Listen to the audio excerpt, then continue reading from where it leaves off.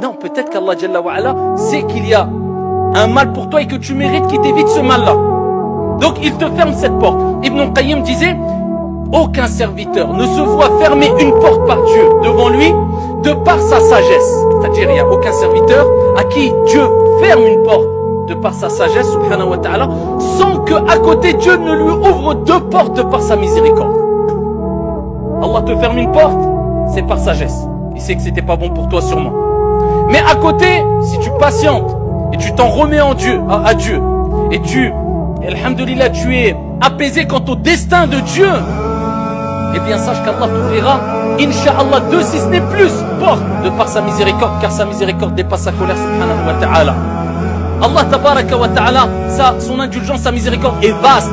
Donc n'essaye pas de forcer les choses. Et wallah, par Allah azza wa jal, wallah, si Allah a dévoilé ce qui nous a évité de par sa sagesse, lorsqu'on veut forcer les choses, de par notre ignorance, wallahi, nos larmes auraient inondé le sol, par amour pour lui, subhanahu wa ta'ala. Mais quelquefois on force les choses. Et Allah Jalla wa Ala, eh bien de par sa miséricorde, même s'il veut que tu insistes, eh bien il te ferme les portes. Toi tu ne sais pas. Et peut-être même tu feras partie des gens qui se plaindront en disant pourquoi Dieu me donne pas.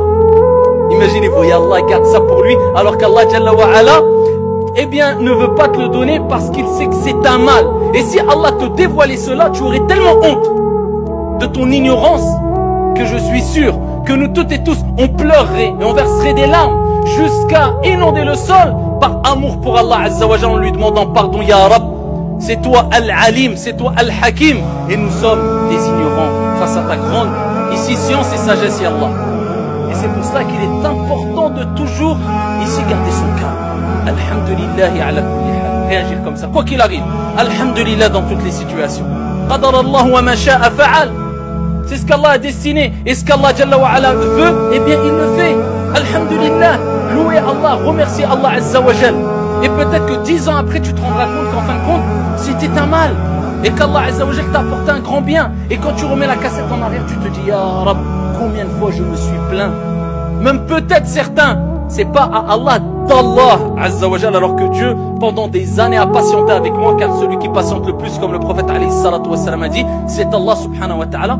Alors que Dieu a patienté pour m'accorder ce bienfait, m'éviter un grand mal. Sois apaisé, sois serein, peu importe ce qu'il arrive.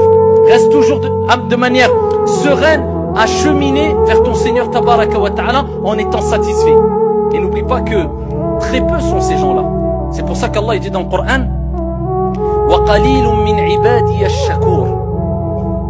Il dit, et peu de mes serviteurs, peu, ce n'est pas beaucoup, peu parmi mes serviteurs sont reconnaissants. C'est-à-dire que beaucoup sont ingrats. Et combien sont ingrats?